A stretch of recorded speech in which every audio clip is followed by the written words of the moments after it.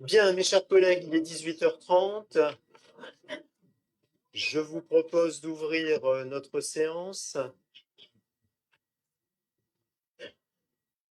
Alors, mes chers collègues, je ne saurais ouvrir cette séance de conseil municipal sans rendre hommage à un ancien élu municipal qui nous a quittés le 10 octobre dernier, monsieur Gérard Robillard. Gérard qui nous a quittés à l'âge de 88 ans. Gérard a été élu de notre assemblée la première fois en 1989.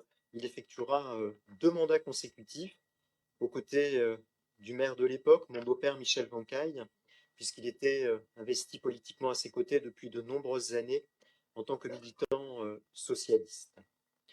Au-delà de son investissement municipal, Gérard était également fortement investi dans la vie associative. Il a de nombreuses années durant été garde d'honneur de Notre-Dame de Lorette. Il était également membre actif des anciens combattants d'Algérie, la section de notre commune. Gérard a toujours fait preuve d'une grande loyauté, beaucoup de discrétion également, mais c'était incontestablement un homme de confiance et j'ai pris beaucoup de plaisir pour ma part à le côtoyer et à travailler ensemble dans le cadre du militantisme politique. J'ai bien sûr ce soir une pensée pour son fils, Jean-Louis, qui a également été membre de notre assemblée municipale et bien sûr pour ses proches. Je voudrais bien sûr vous demander d'observer une minute de silence en sa mémoire.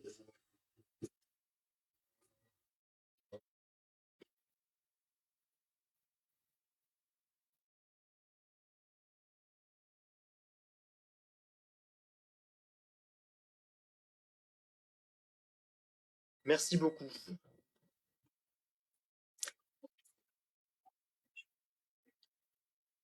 Merci, mes chers collègues. J'associerai à ce temps d'hommage la mémoire aussi de 2 agents qui viennent de nous quitter, Monsieur Jacques Dambrine et Monsieur Bertrand Lecieux, qui nous ont quittés il y a à peine quelques jours. Et c'est vrai que ça nous a quand même toutes et tous beaucoup marqués là encore.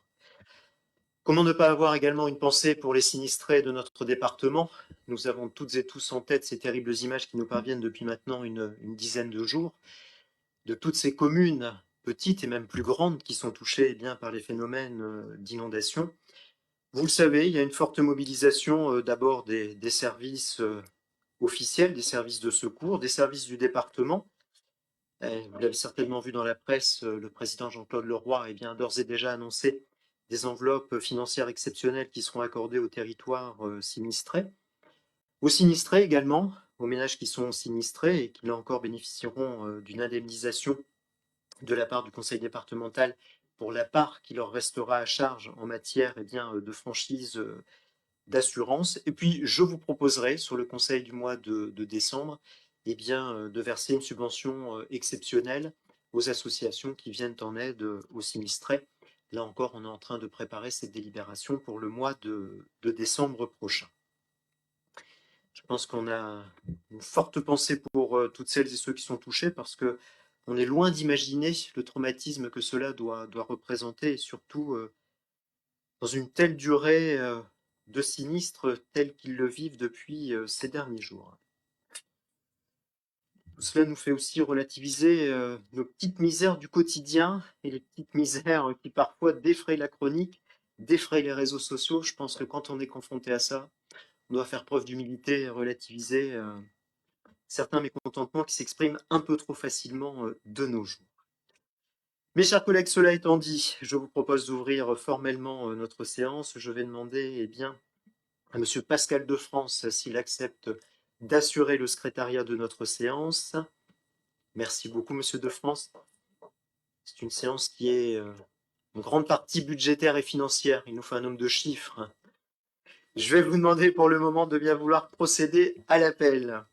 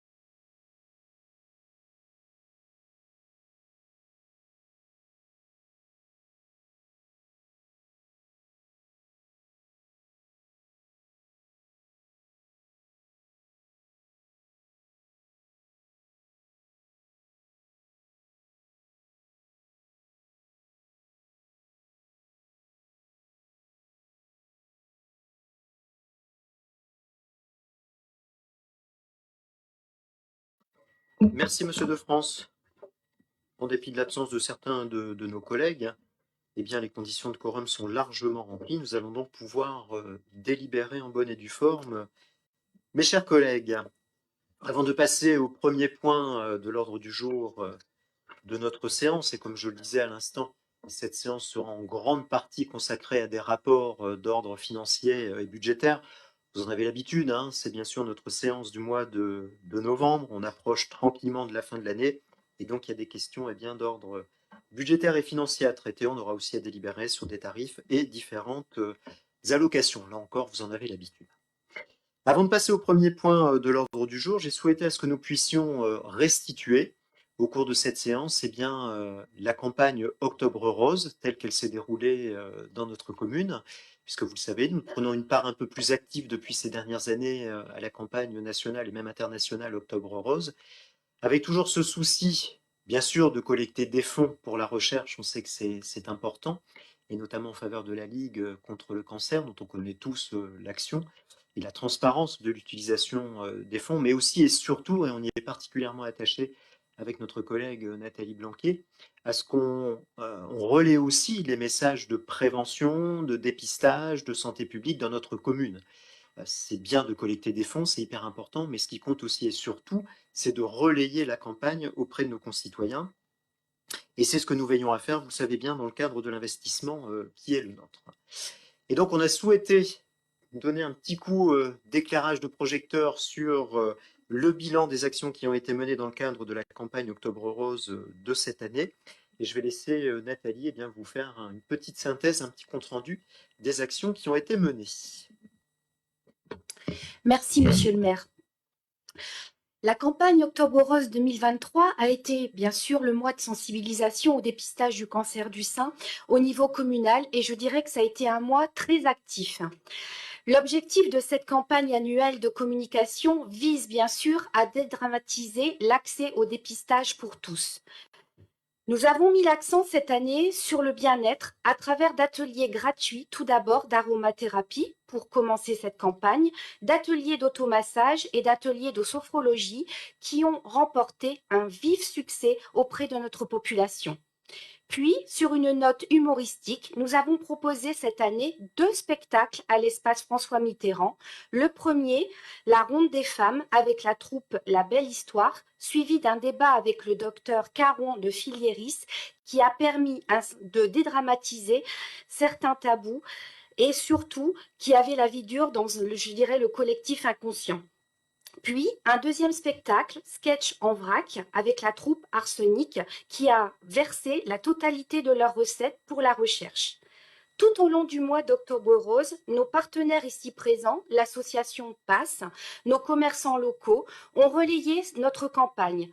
Dans le cadre de notre engagement à nos côtés, tout le conseil municipal se joint ce soir à moi pour vous remercier et vous mettre à l'honneur sur l'engagement dans cette noble cause.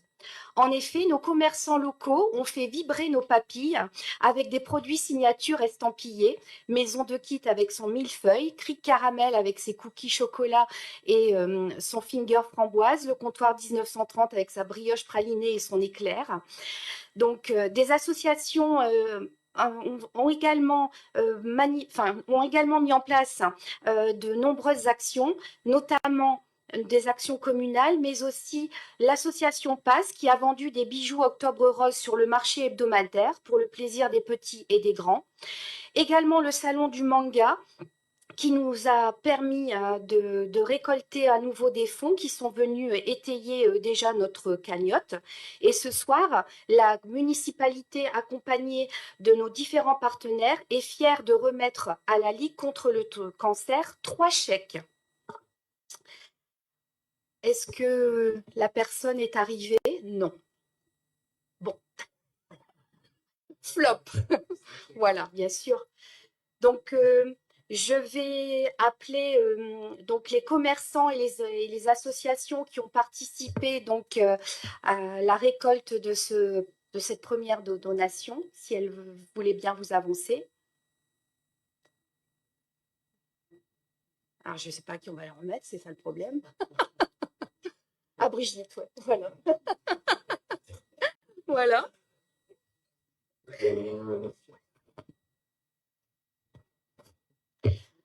Donc, nous sommes fiers ce soir de remettre, dans le cadre de la campagne Octobre Rose 2023, plusieurs chèques qui constituent au total un financement de dotation de 2 702 euros. Donc, ce qui est beaucoup plus encore que l'année dernière. Et je vous remercie vivement de votre engagement auprès de toutes les actions municipales que vous avez mises en place, car j'ai envie de dire, la vie ne vaut rien, mais rien ne vaut la vie. Et la recherche, c'est vraiment un point fondamental qui permettra, on va dire, de faire que le cancer disparaîtra peut-être un jour. Notre volonté à tous et à toutes. Voilà. Donc, malheureusement, il ou elle n'est pas là. Normalement, l'association. C'est un peu dommage. Et au cas de sa circulation, c'est que non.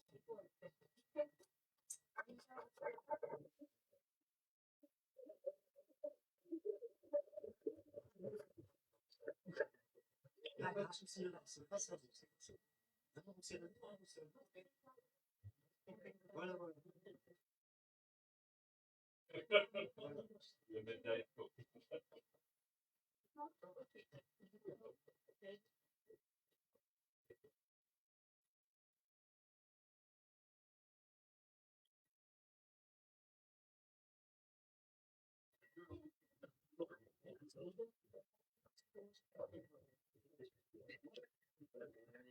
Avec toi, si tu veux.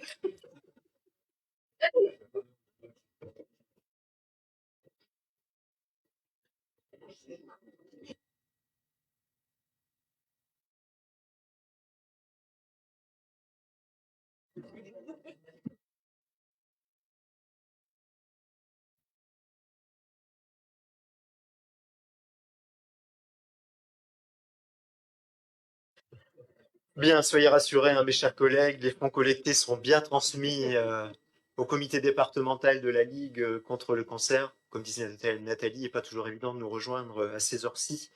Et donc, rassurez-vous, les fonds seront bien transmis. Et d'ailleurs, on y reviendra, nous aussi, à l'occasion d'une délibération au mois de décembre, hein, puisque nous venons abonder la part qui est collectée par tous les acteurs qui se sont mobilisés. Donc, une fois encore, un grand merci, mesdames et messieurs, pour votre mobilisation, pour votre implication et pour faire vivre et donner du fond à cette campagne Octobre Rose dans notre commune. Et merci aux techniciennes de notre commune, hein, du pôle des solidarités humaines, tout particulièrement. Merci, mesdames, pour votre forte implication. Merci beaucoup. On les applaudit encore une fois. Hein.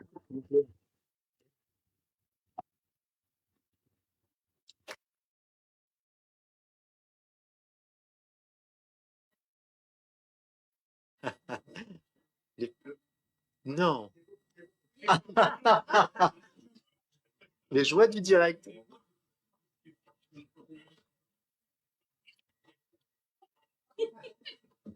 Vous êtes vraiment une personne intéressée. Hein. Vous arrivez juste au moment là pour le chèque. Allez, venez refaire la photo avec nous.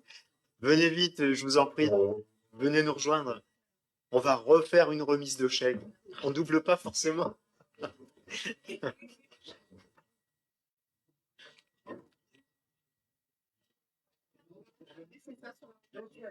Voilà. Ah, voilà.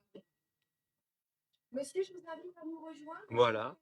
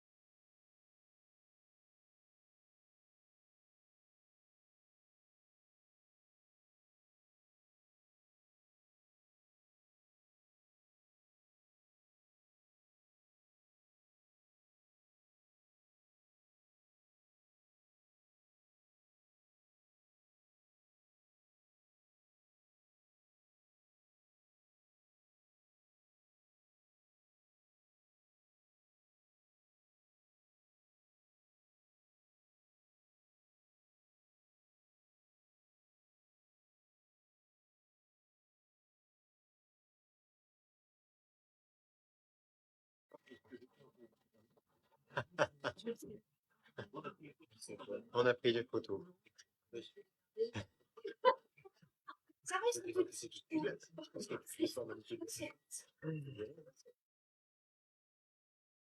Merci à toutes et à tous. Alors, on va maintenant reprendre le cours normal de notre séance de conseil municipal. On passe donc au premier point, mes chers collègues, l'approbation du PV de notre séance du 5 octobre dernier. Celui-ci appelle-t-il des commentaires de la part des responsables de groupe? Pouvons-nous l'approuver en la forme? C'est bon? Oui, monsieur le maire. Billard. Les autres collègues également?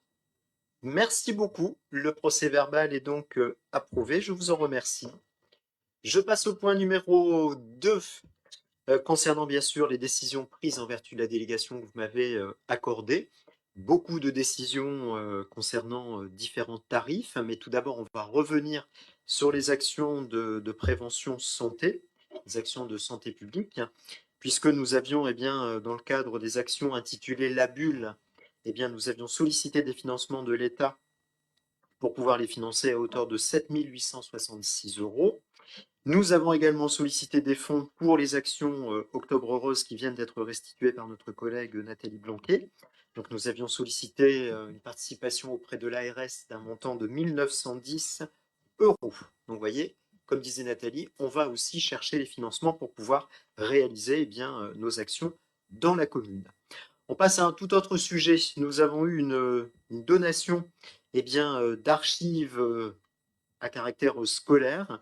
En l'occurrence, c'est une ancienne directrice bien connue de l'école des Colibris, Madame Françoise Adamski, qui a fait don de plusieurs photos des élèves de l'école. Donc, vous voyez, sur une longue période, de 78 jusqu'à 2011. Donc, c'est toujours sympathique d'avoir ces archives dans notre fonds communal. Donc, elles seront bien évidemment répertoriées et mises à disposition de celles et ceux qui sont intéressés. Nous avons, dans le cadre du marché de Noël, été amenés à fixer le tarif de location des chalets, puisque nous avons repris la gestion des chalets en régie, donc la gestion des locations. Le tarif, comme l'année dernière, comme c'était le cas par l'Union commerciale, a donc été fixé à 80 euros. Donc ça concerne bien sûr les commerçants et les artisans qui louent des chalets. Vous le savez, il y a aussi une gratuité pour les associations qui participent. Il y en a à peu près 7 qui participeront cette année au marché de Noël.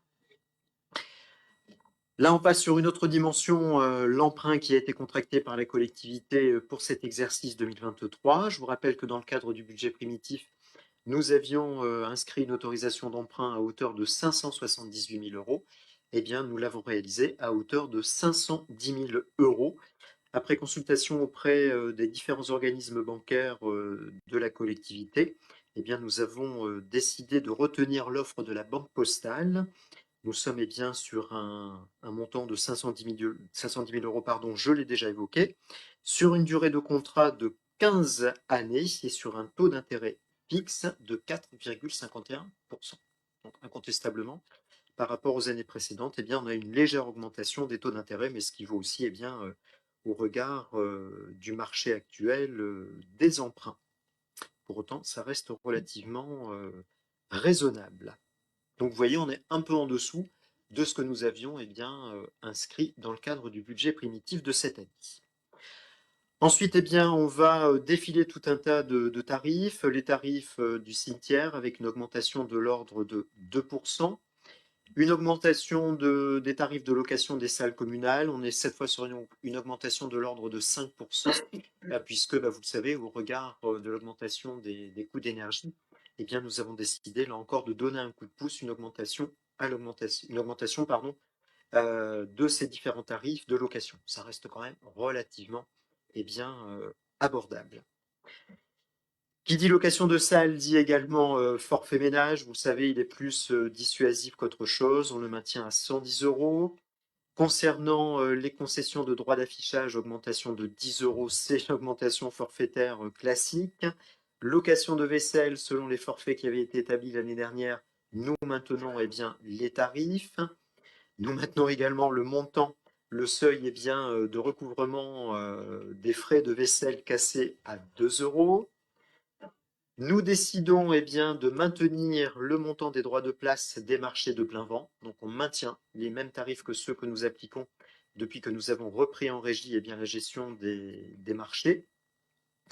Même chose pour les tarifs des fêtes foraines. Là encore, on reste au même niveau de tarifs.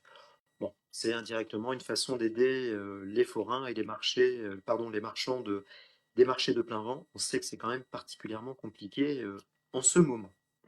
Tarif de location d'espace François Mitterrand, en augmentation parce que là encore, il y a l'impact des dépenses énergétiques. Donc on augmente assez fortement effectivement les tarifs de location avec ou sans préparation de la salle. Alors la location d'espace Mitterrand reste quand même relativement exceptionnelle. Voilà mes chers collègues pour les différents tarifs que je me devais de rapporter devant vous. Ceux-ci ont été approuvés, ils ont eu un avis favorable lors de la dernière commission des finances et moyens généraux. Voilà pour le point 2. Nous passons donc au point numéro 3. La présentation des différentes délibérations qui sont soumises à l'approbation du conseil municipal, en commençant, je le disais bien sûr dans mon propos introductif, par la présentation du budget supplémentaire 2023. Le document vous a bien évidemment été transmis. J'en ferai donc une présentation succincte dans le cadre d'une présentation qui a été préparée par nos services. Permettez-moi bien sûr de commencer par la présentation générale de ce budget, en vous rappelant, mais vous en avez l'habitude maintenant mes chers collègues, que le budget supplémentaire est un budget d'ajustement par rapport au crédit que nous avons voté sur le budget primitif de cet exercice 2023. Et vous le verrez, nous avons finalement très très peu de dépenses nouvelles, d'ailleurs aussi de recettes, et très très peu donc de dépenses nouvelles sur ce budget supplémentaire. C'est également un budget de report, puisque nous allons cette fois imputer les résultats que nous avions constatés à l'occasion du compte administratif de l'exercice 2022, avec l'excédent de fonctionnement et le résultat d'investissement que vous retrouverez dans un instant. Je vous le rappelle, mais vous le savez, là encore, il n'y a pas donc d'enjeu de fiscalité sur la fiscalité à l'occasion de ce budget supplémentaire, puisque ces décisions ont été prises à l'occasion du BP. Donc vous avez la présentation en grande masse de ce budget supplémentaire qui, vous le voyez, s'élève à 5 333 000 euros, avec une section de fonctionnement à hauteur de 3 955 659,62 euros, qui est alimenté en recettes par l'excédent 2022. Il n'y a pas d'autres recettes, de nouvelles recettes sur ce BS. Et vous avez donc bien sûr équilibré les propositions nouvelles. J'y reviens dans un instant. La section d'investissement s'équilibre à 1 377 000 euros. Avec, vous allez retrouver des propositions nouvelles pour 545 000 euros en dépenses d'investissement, des reports pour 831 000 euros. En termes de recettes, vous avez des propositions nouvelles pour 902 510 euros et des reports pour 129 808 euros et l'excédent 2022 d'investissement pour 345 345,41 euros. On rentre un peu plus en détail dans la section de fonctionnement. La slide suivante. Voilà, merci beaucoup. Voilà. Donc, en vous reprécisant, mais je viens de le faire à l'instant, que toutes ces dépenses nouvelles étaient intégralement financées par l'excédent 2022. Si on passe sur la slide suivante, merci, vous le constatez, mes chers collègues, il n'y a pratiquement pas de dépenses nouvelles sur ce budget supplémentaire, ou du moins elles sont particulièrement limitées, puisqu'elles représentent 14% du volume des dépenses de fonctionnement. 14%, 10,5% sur l'investissement, avec le virement à la section, et aussi 3,5% concernant les dépenses nouvelles de fonctionnement. Donc vous le voyez, on va surtout aller alimenter des dépenses imprévues en fonctionnement et en investissement, et aussi par le virement à la section d'investissement, mais on va surtout constater les économies qui sont les nôtres, les réserves qui sont les nôtres aujourd'hui, qui représentent un peu plus de 3,4 millions d'euros. Donc vous voyez, il n'y a pas d'enjeu particulier sur ce budget supplémentaire. Et on le voit encore mieux sur la slide suivante, puisque vous le voyez, nous allons réaliser un virement à la section d'investissement de 517 032 euros, Nous provisionnons des dépenses imprévues à hauteur de 1 191 300 euros. Nous aurons des autres charges de gestion courante à hauteur de 14 705 euros, ce qui va nous permettre de financer les demandes de subventions que nous étudierons en cours de séance. Nous aurons des atténuations de produits pour 48 623 euros, et ce qui fait que nous allons avoir un chapitre de charges à caractère général particulièrement élevé, de l'ordre de 2 184 000 euros, mais vous l'avez bien compris, on va gonfler artificiellement, si on peut dire, ce chapitre 11 pour ne pas répartir l'excédent de fonctionnement sur la totalité des dépenses imprévues. Tout cela est plafonné, donc on est obligé, si je puis dire, de jouer de cette façon entre les différents articles. Vous en avez l'illustration sur la slide suivante, cette fois sous forme de camembert. Et on revient sur la slide suivante sur les montants que je vous ai déjà énoncés. On va passer ça de façon un petit peu plus rapide. Alors, voilà, on va rentrer un petit peu plus dans le détail maintenant des dépenses nouvelles réelles. Donc, on aura notamment un complément de crédit de 9 700 euros pour les fournitures de voirie, et c'est en grande partie lié à l'augmentation des coûts, à l'inflation des matériaux, des matières utilisées par nos services techniques. Vous avez ensuite des locations immobilières, une proposition nouvelle pour 12 100 euros. Versement des organismes de formation pour 14 800 euros, puisque nous sommes repartis sur un cycle de sécurité au travail, et il y avait donc nécessité de repartir sur une formation pour les membres du CST et du F3 CST. Je sais que les collègues ont beaucoup apprécié le fait de devoir repartir en formation, alors qu'ils l'avaient déjà suivi il y a quelques années. Mais une petite piqûre de rappel, ça fait jamais de mal. Donc merci aux collègues qui ont suivi cette formation. Et donc, vous le voyez, sur le 60-68, on a forcément un article qui est très élevé, un peu plus de 2 111 000 euros, puisque c'est sur ce crédit, vous l'avez bien compris, que nous allons affecter le solde de l'excédent de fonctionnement.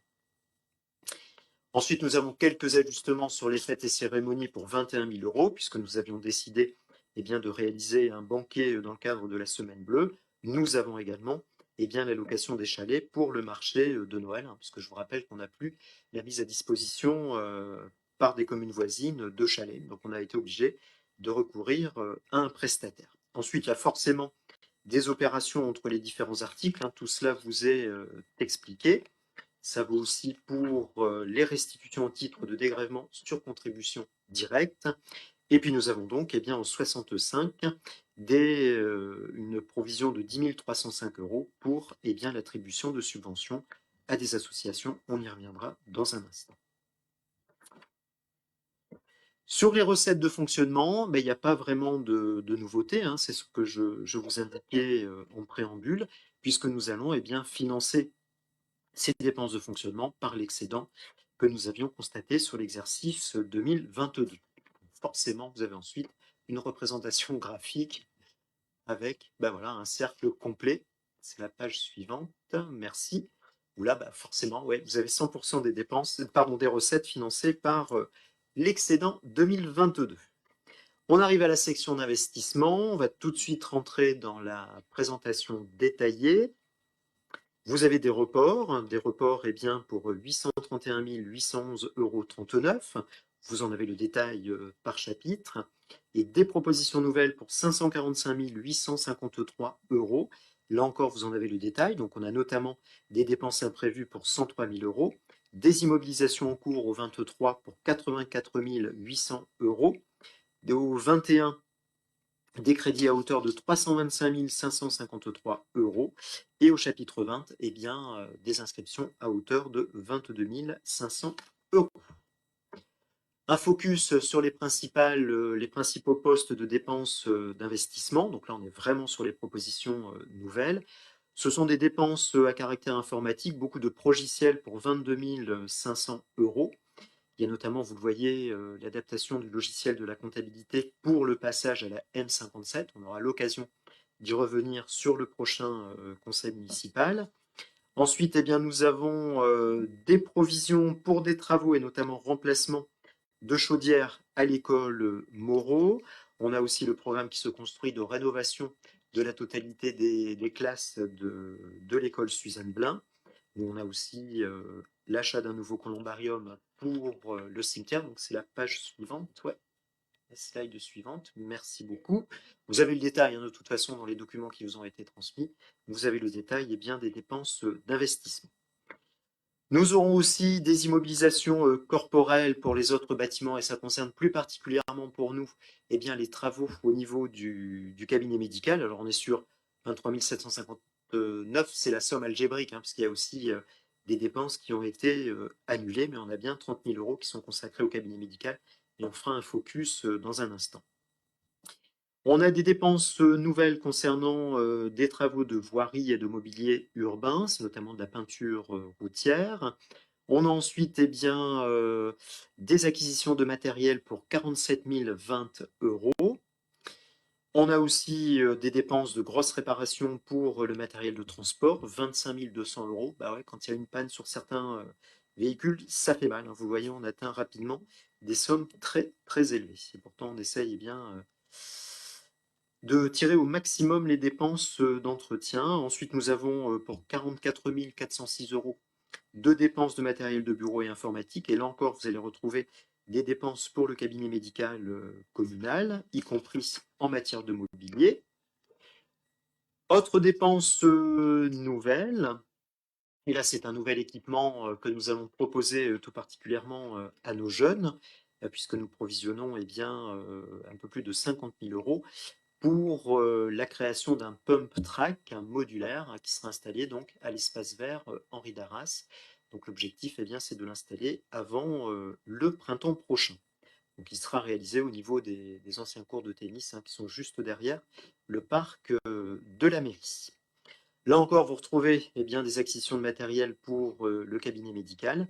Et puis c'est anodin, hein, ça paraît anodin, mais on a installé des défibrillateurs dans beaucoup de nos équipements publics, mais il faut renouveler les défibrillateurs dès lors qu'ils sont obsolètes, parce qu'on n'arrive pas à trouver les pièces de rechange, on n'arrive pas à retrouver les batteries, du coup on est obligé de remplacer les défibrillateurs. C'est une forme d'obsolescence programmée à mon avis, et vous le voyez, tout ça impacte aussi nos dépenses. Et on le fait bien évidemment pour la bonne cause.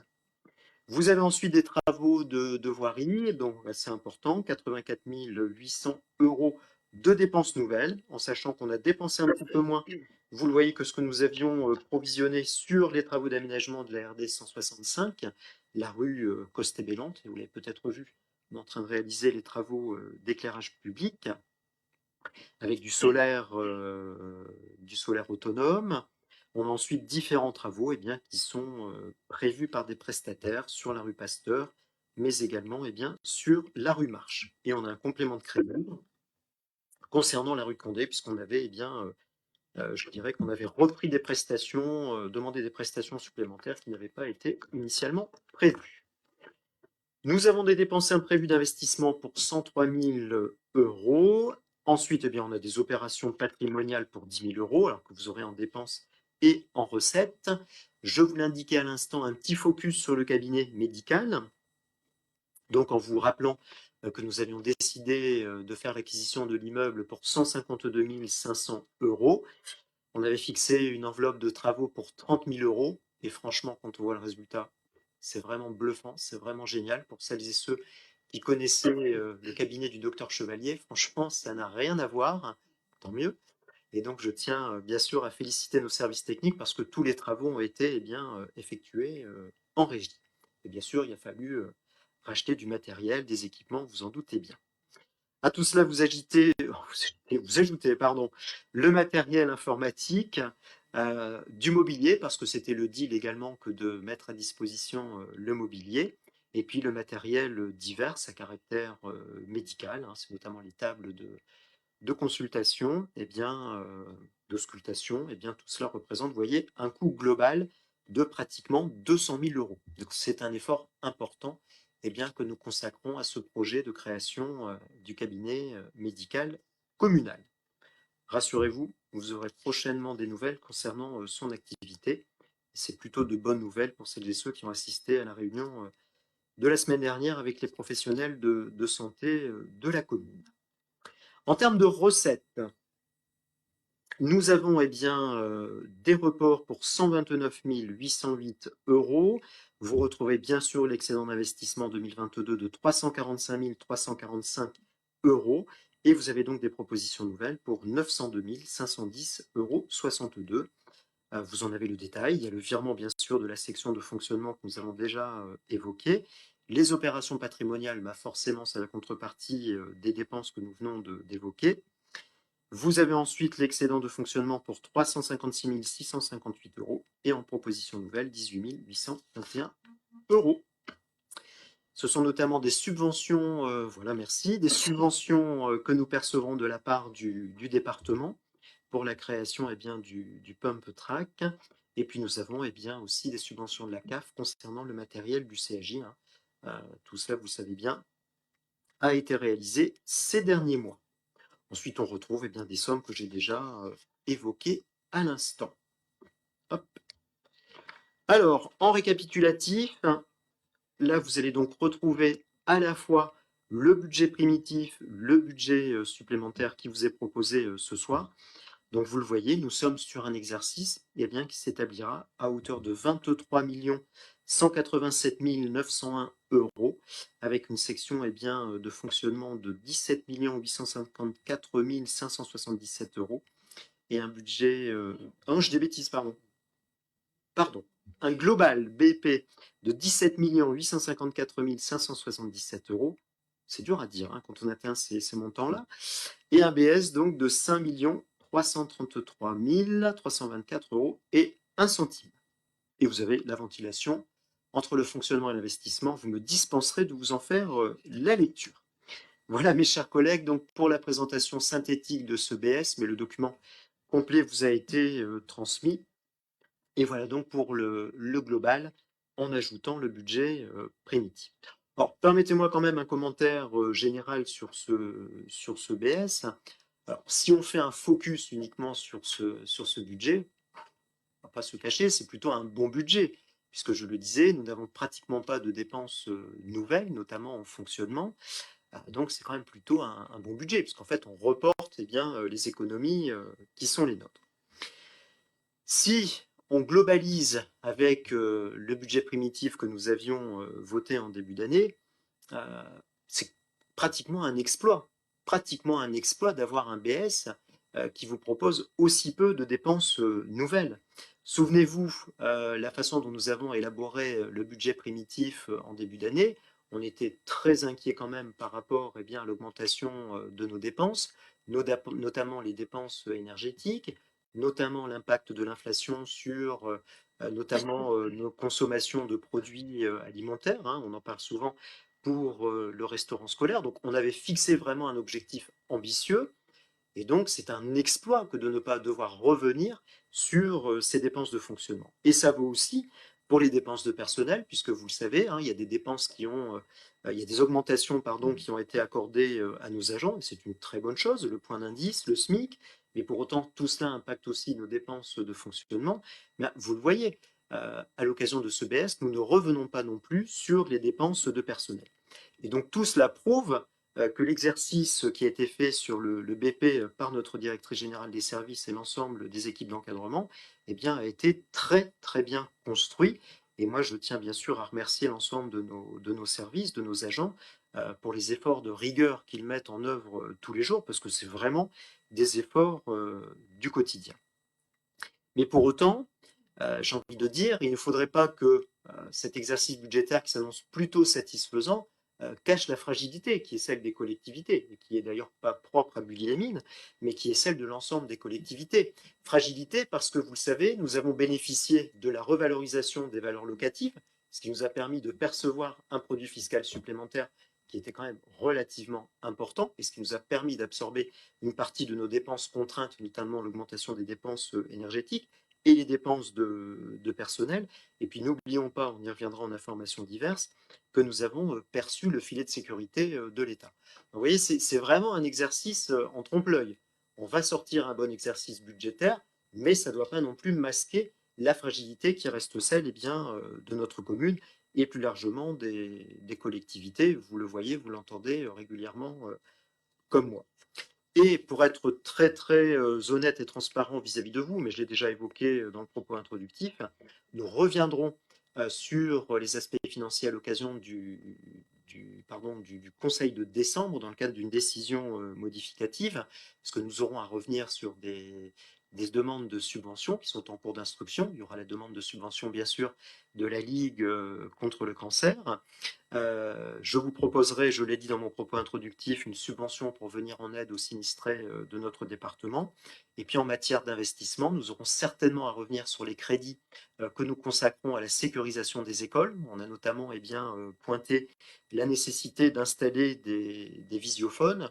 Donc tout cela va nécessiter bien évidemment l'inscription de crédits à l'occasion du Conseil de décembre. Donc on reviendra sur les questions budgétaires en décembre, mais pour autant, vous le voyez bien, ça ne va pas remettre profondément en cause l'ossature du budget supplémentaire que je viens de vous présenter. Voilà mes chers collègues. Y a-t-il des questions ou des remarques avant que je ne vous le soumette au vote, ou des prises de position que vous souhaitez exprimer? Merci beaucoup. Bon retour. Le langage des signes. Merci beaucoup. Ah, merci. Bon, retenez les coordonnées de monsieur si on a du mal à obtenir nos emprunts. Les responsables de groupe, nous passons à la mise au vote. Monsieur Robillard, je vous en prie, merci. Simplement reprendre les propos que j'avais évoqués aussi lors de la commission finance et les débats qu'on avait pu avoir. Vous l'avez dit, on a un budget qui ne doit pas cacher une fragilité budgétaire communale. On l'avait énoncé le filet de sécurité. Souvenez-vous, on avait eu le droit, plusieurs communes, à un acompte, une aide exceptionnelle de l'État suite aux hausses des dépenses d'énergie. On a la chance, et heureusement, de ne pas avoir eu un rappel de remboursement de l'acompte qui a été versé. Certaines communes le subissent actuellement et doivent le mettre et régulariser leur budget avec ce budget supplémentaire. On n'a pas eu le faire, ce qui démontre, monsieur le maire l'a dit, la bonne analyse fine et financière de nos services communaux, et on peut remercier l'ensemble des services financiers de la commune, tout simplement. Merci beaucoup. Nous passons au vote. Alors c'est un vote à main levée, vous en avez l'habitude sur un budget. Y a-t-il des collègues qui souhaitent s'abstenir, qui le manifestent en levant la main? Nos collègues de l'opposition, je vous en remercie. Donc 4 abstentions. Y a-t-il des élus qui votent contre, qui le manifestent en levant la main? J'imagine donc que le reste vote pour. Merci de bien vouloir le manifester en levant la main. Merci beaucoup. Le budget supplémentaire est donc approuvé par le groupe majoritaire. Je vous en remercie sincèrement. Merci beaucoup pour votre confiance, mes chers collègues. Et comme le disait Jérémy à l'instant, merci à nos services, à notre directrice générale des services, pour le suivi de nos exercices budgétaires. Le contexte reste quand même très compliqué.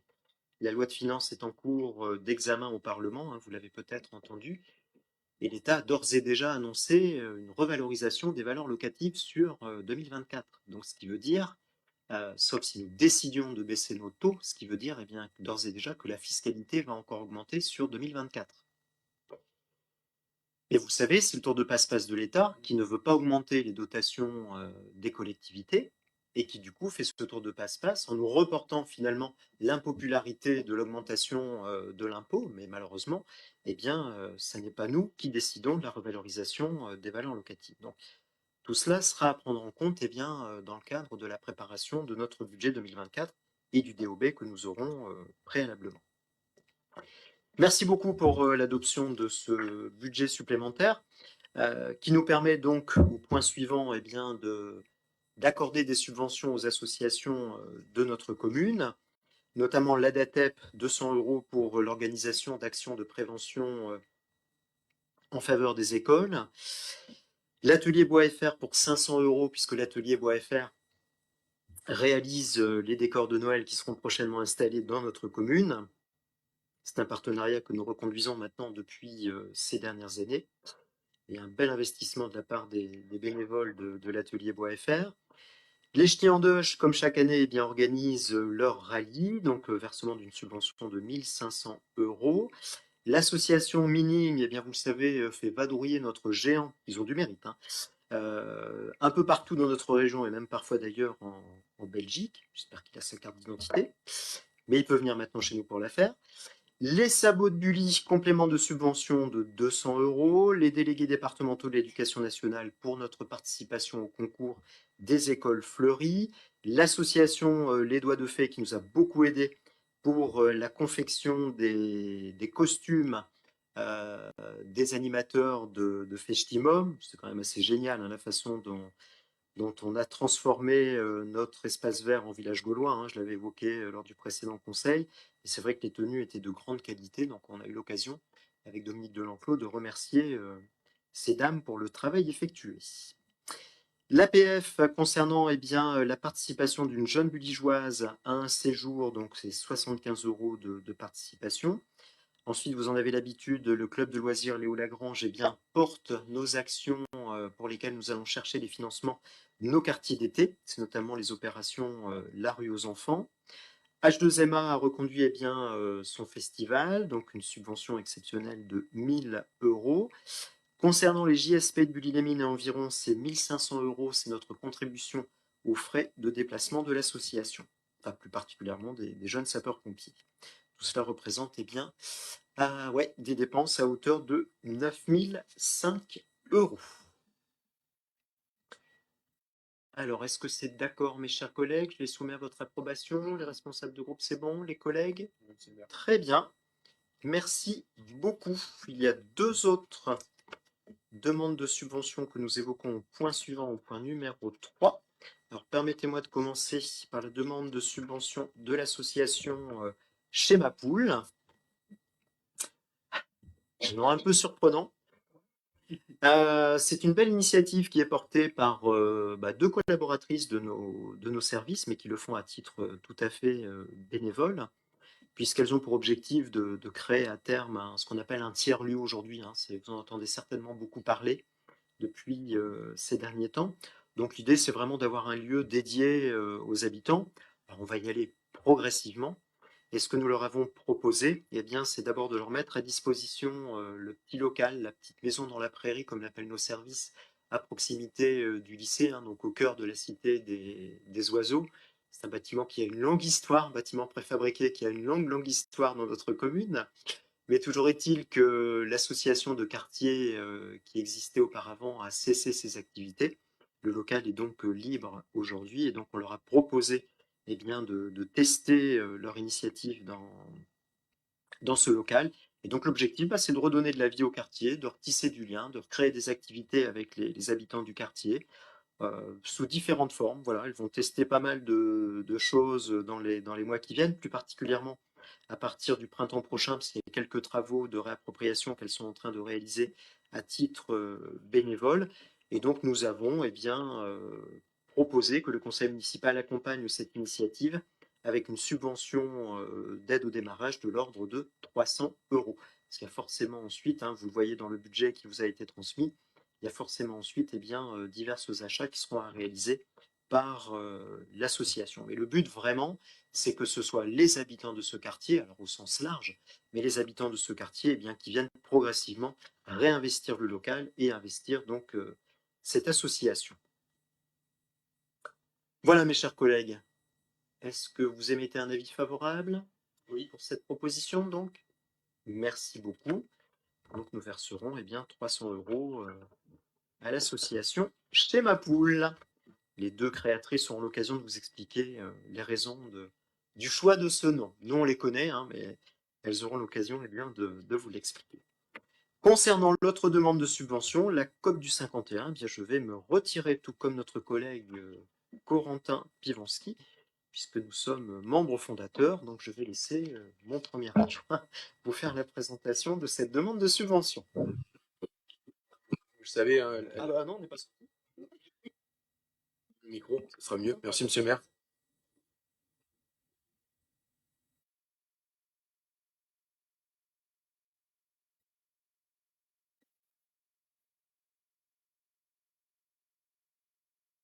Ils sont bien sortis.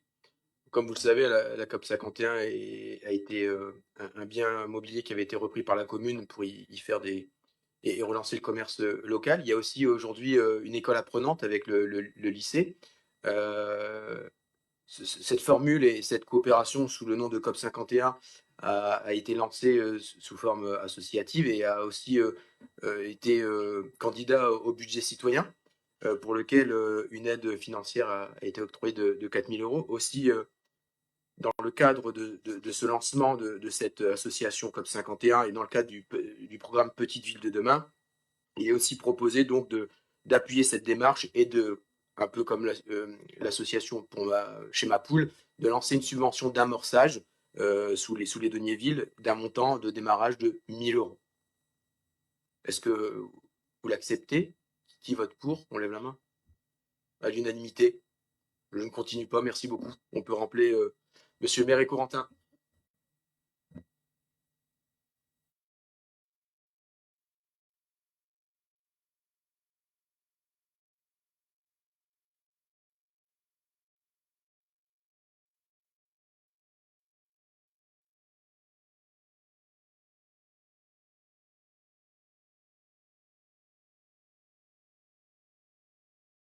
Merci beaucoup, mes chers collègues. Je vais peut-être laisser notre collègue Corentin Piwonski vous faire part des suites de cette belle initiative.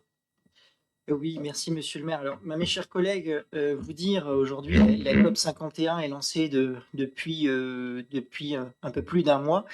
Et c'est une véritable réussite de lancement, en tout cas, puisqu'on constate une trentaine de personnes qui se déplacent par jour à la COP, avec un panier moyen d'un peu plus de 30 euros, à peu près 1 000 euros de chiffre d'affaires par jour que la COP réalise. Donc c'est vraiment une belle réussite de lancement.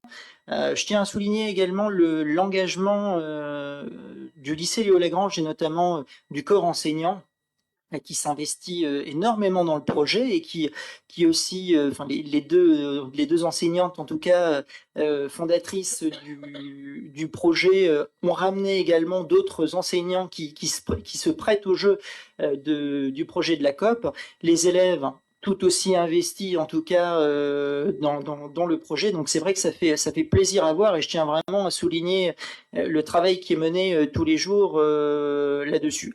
Je tiens aussi à remercier notre service attractivité. Parce que c'est la gestion de la COP, c'est une gestion qui demande énormément de travail, enfin en tout cas de travail technique et humain, et donc vraiment une très grande en tout cas logistique qui est nécessaire pour le fonctionnement de cette COP. Donc je tiens vraiment à remercier nos services, notre service communal, pour le suivi en tout cas et le développement de ce projet. Donc voilà, simplement aussi vous dire que le projet sera amené à vivre. On est en train de voir également pour la faire évoluer. Donc elle va évoluer dans le bon sens avec pourquoi pas des jours supplémentaires, avec une révision également des statuts pour faire évoluer le fonctionnement de cette COP.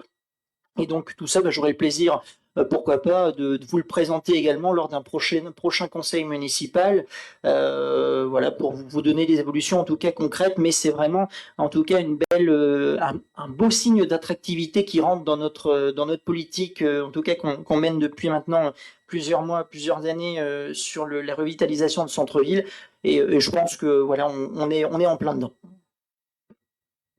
Merci beaucoup et merci, mes chers collègues, pour le soutien que vous accordez, que vous venez de manifester à l'occasion de l'octroi de cette subvention. Merci pour votre implication et n'hésitez pas à pousser la porte, comme le disait Corentin, de la COP 51 le vendredi, en l'occurrence ce vendredi. On va passer maintenant au point numéro 4. Je vais vous proposer certaines évolutions concernant, reconduction plus exactement concernant les crédits des voyages éducatifs. J'en ai passé peut-être. Hop. Bah oui, j'ai passé les crédits scolaires, ce serait bien embêtant. Donc, crédit scolaire pour l'année 2024, je vous propose de reconduire le tarif actuel. Donc, on est à hauteur de 33,50 € par élève. Alors, vous le savez bien, on est très attentif aussi, là encore, à l'inflation sur le matériel utilisé par les écoles. Et donc, s'il y avait nécessité, on reviendrait donner un petit coup de pouce si les écoles nous faisaient savoir que c'était un peu compliqué pour elles. Mais globalement, on a tenu sur l'année 2023. Donc 2024, nous reconduisons ces crédits. C'est d'accord? Merci. Cette fois, les crédits voyage éducatifs, donc là encore, on vous propose de maintenir le tarif actuel, donc 7,50 € par élève, auquel on ajoute 795 € de forfait pour les écoles maternelles. C'est d'accord également? Merci.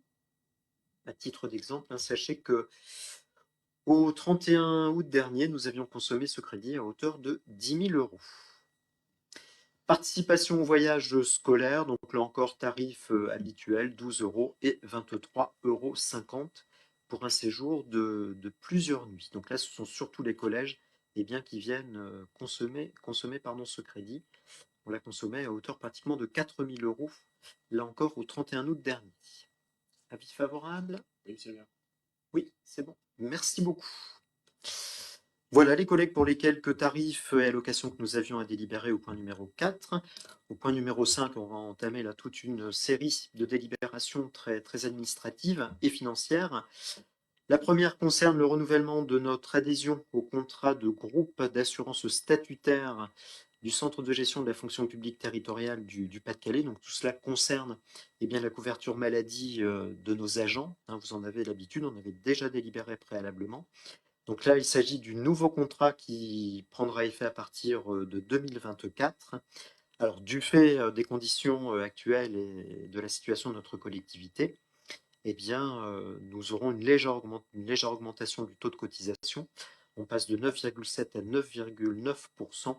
On estime qu'en termes de dépenses, cela représentera un montant de 10 000 € supplémentaires. Donc ça reste quand même particulièrement intéressant par rapport au précédent contrat que nous avions. Est-ce que c'est d'accord? Il vous est donc demandé de m'autoriser à signer le contrat afférent. Hop. C'est d'accord, mes chers collègues? Oui. Oui. Merci beaucoup. On passe au point suivant. Cette fois, il s'agit de notre partenariat avec la FDE. Donc là, je suis désolé pour ce formalisme, mais cette fois, je vais devoir demander à son vice-président, M. Patrick Leroy, de bien vouloir sortir de la salle à son tour. Voilà. Puisqu'il est partie prenante. Il ne faudrait pas qu'il influence notre vote.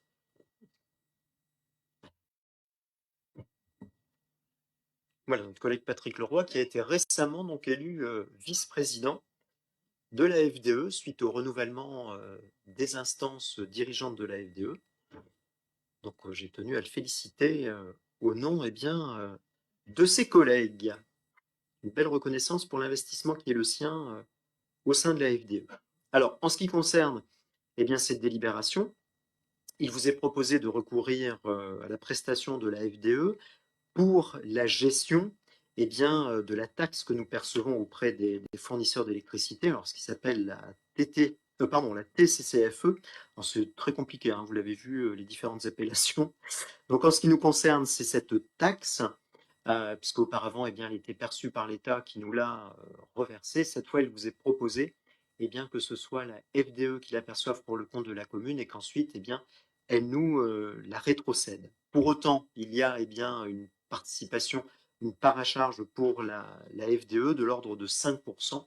Donc, nous prenons l'engagement de reverser 5% de notre produit perçu.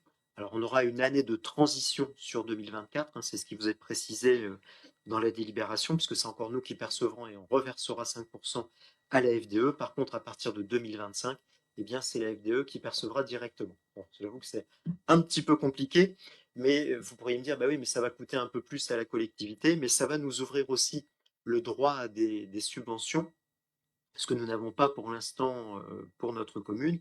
C'est ce qui s'appelle le projet SEV qui a été initié par la FDE pour permettre aux communes d'investir dans des dispositifs qui nous permettront de faire des économies d'énergie. Donc le fait de recourir à ce dispositif, cette prestation par la FDE, va nous ouvrir de nouveaux droits. Donc tel est l'objet de la délibération qui vous est proposée, mes chers collègues. Donc il vous est proposé d'approuver. la fixation de la fraction du produit de TTCCFE, non, TCCFE décidément, qui sera perçue par la FDE, donc au nom de la commune, et bien sûr reversement de 95% à la commune. J'espère avoir été clair, et j'avoue qu'il y a une technicité quand même assez particulière. J'espère que les gens de la FDE s'y retrouvent, mais on a le vice-président qui sera là pour s'assurer que tout se passe bien. Est-ce que c'est d'accord? D'accord sur le principe? Oui?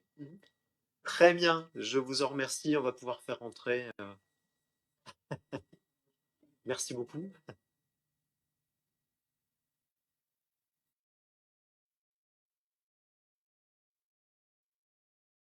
Voilà, Monsieur Leroy, soyez rassuré. C'est un avis favorable à l'unanimité. Et on compte sur vous, bien sûr, pour suivre cette convention de partenariat, parce qu'il faut bien l'avouer, hein, effectivement, c'est quand même très, très, très technique tout cela. Mais c'est important pour nous, vous le savez, de pouvoir nous appuyer sur l'expertise de la FDE et surtout les groupements d'achat qui sont pilotés par la FDE. On y reviendra d'ailleurs dans le cadre du conseil municipal du mois de décembre. On va passer cette fois sur plusieurs délibérations concernant les ressources humaines. La première, au point numéro 7, eh bien, vous propose la création de 2 postes d'agents polyvalents au sein des services techniques, plus particulièrement pour le pôle manifestation propreté. Alors, un de ces 2 postes a bien pour objet de remplacer malheureusement un agent qui est décédé il y a quelques semaines. Il y a quelques mois, je l'avais évoqué lors de la séance du mois de septembre. Et puis, je dirais que sur le plan budgétaire, soyez rassurés, mes chers collègues, il n'y aura pas d'impact puisque nous avons actuellement un agent contractuel qui est sur un de ces 2 postes. Donc, il n'y a pas de dépenses nouvelles. Ce sera donc un changement de statut. Est-ce que c'est d'accord? Avis favorable? Oui, Seigneur. Très bien, je vous en remercie. Cette fois, on part au point numéro 8 sur notre structure multi-accueil, sur notre crèche, puisque là encore, eh bien, nous sommes tenus à des normes d'encadrement, vous le savez, concernant l'effectif accueilli au sein de la structure. Donc, nous profitons sur le plan financier du départ d'un agent en retraite pour pouvoir eh bien, recruter une éducatrice, je dis éducatrice parce que la plupart du temps ce sont des femmes, une éducatrice de jeunes enfants au sein donc de notre structure, ce qui nous permet eh bien là encore de répondre aux normes d'encadrement qui sont les nôtres. Est-ce que c'est un avis favorable? Oui, Oui. très bien, je vous en remercie. On passe au point numéro 9, création d'un emploi permanent d'animateur sportif. Donc cette fois, c'est le dispositif que nous avons depuis ces dernières années avec notre club de football, tout particulièrement pour porter la section sportive du collège Conti. Donc l'agent qui était en charge de cette mission a fait valoir ses droits à la retraite il y a maintenant un petit peu plus d'1 an. Et donc il y a lieu bien, de créer un emploi permanent d'animateur sportif, bien sûr rattaché au service des sports, mais qui aura bien, en particulier la charge de cette mission. Est-ce que c'est un avis favorable? Oui. Oui. Très bien, je vous remercie. Nous sommes cette fois sur la création d'un emploi permanent d'agent d'entretien polyvalent au complexe sportif Pierre-Mauroy. Donc là encore, un agent a fait valoir ses droits à la retraite. Il y a donc lieu de le remplacer. Vous le voyez, c'est un poste permanent sur un temps de travail hebdomadaire de 28h30. Donc là encore, vous l'avez bien compris, il n'y a pas d'impact budgétaire. Est-ce que c'est un avis favorable? Oui. Très bien, je vous remercie. Ça va nous permettre bien, de pouvoir consolider nos équipes et puis parfois aussi de consolider la situation de certains de nos agents. Nous passons là encore sur 2 délibérations à caractère administratif qui concernent bien, la mise à disposition de la prestation de transport auprès des résidents de la résidence autonomie Maurice Debout. Vous en avez l'habitude, c'est une délibération récurrente. Donc cette prestation, nous la valorisons à hauteur de 15 800 €. L'autre délibération concerne la mise à disposition d'agents de la commune, donc qui sont rattachés au budget principal de la collectivité, mais qui sont donc détachés sur la résidence autonomie, enfin, mis à disposition de la résidence autonomie. En l'occurrence, un adjoint technique principal pour des missions d'entretien et de restauration, Une éducatrice jeunes enfants, bah, vous le savez, c'est la responsable de la structure, hein, qui avait bénéficié d'une mobilité interne il y a quelques années. Et puis ce sont eh bien, les prestations d'activités physiques adaptées qui sont dispensées par notre éducatrice sportive. Donc il vous est proposé eh bien, d'acter le renouvellement de ces conventions de mise à disposition. Alors pour la première, prestation de transport, c'est un avis favorable? Oui. Oui, très bien, je vous en remercie. Pour le personnel, j'imagine également? Oui, merci donc pour cette approbation. Nous changeons de thématique, nous passons sur la ville éducative. C'est notre collègue Martine Tchekalowski qui vous rapporte eh bien, la délibération suivante. Merci, monsieur le maire. Nous présentons un projet justement déposé par Simon Fernandez, un jeune étudiant en 6e année de doctorat de pharmacie. Simon partira de novembre 2023 à novembre 2024 pour un voyage découverte du Canada, tout en y poursuivant ses études. Une expérience qui lui permettra de découvrir l'aide à la personne sous un autre jour et d'enrichir évidemment son parcours professionnel. En contrepartie, nous proposera à son retour un after movie, et oui, dans lequel nous découvrirons son périple canadien. Donc, il vous est proposé de valider cette proposition de la commission Ville éducative et d'octroyer une bourse de 1 000 € pour la réalisation de ce projet. Merci beaucoup, une façon pour nous d'accompagner ce beau parcours de formation également. Hein. Mes chers collègues, avis favorable? Il remplit les critères effectivement d'octroi de la bourse Daniel Koch, donc il n'y a pas de souci par rapport à ça. Avis favorable à l'unanimité? Oui, n'en doutez pas, je vous en remercie.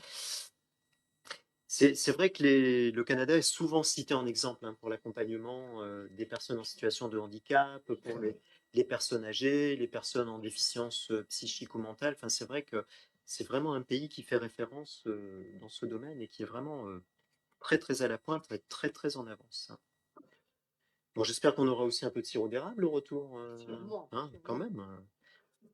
Voilà, merci en tous les cas d'accompagner ce beau projet. Voilà mes chers collègues, on passe maintenant aux informations diverses. Alors rassurez-vous, elles sont assez courtes. La première, c'est l'occasion de faire un petit point avec vous sur la création du Repair Café. C'était un des objectifs de ce mandat, que de réussir eh bien, à constituer une équipe pour structurer un Repair Café, ce qui est le cas, hein, puisqu'on a plusieurs bonnes volontés qui se sont manifestées. Et on a donc pu créer non seulement un Repair Café, mais une structure associative pour porter la démarche. Alors cette démarche, pour l'instant, elle était itinérante puisque l'association n'avait pas de locaux dédiés, donc elle allait d'une maison de quartier à une autre, mais pour autant, ça a permis de faire connaître la structure, puis ça tourne bien. J'ai eu l'occasion d'en faire un premier bilan avec son président récemment, mais nous avons l'opportunité de mettre à disposition un local à l'association. En l'occurrence, il s'agit d'un logement communal qui est ici au 12 boulevard Alfred Josien. Donc on est dans le boulevard du stade Corbel, que vous connaissez bien, hein, près de l'entrée. Je vais dire l'entrée des artistes, ça fera plaisir au président du club. Et donc on a un de ces logements qui est aujourd'hui disponible.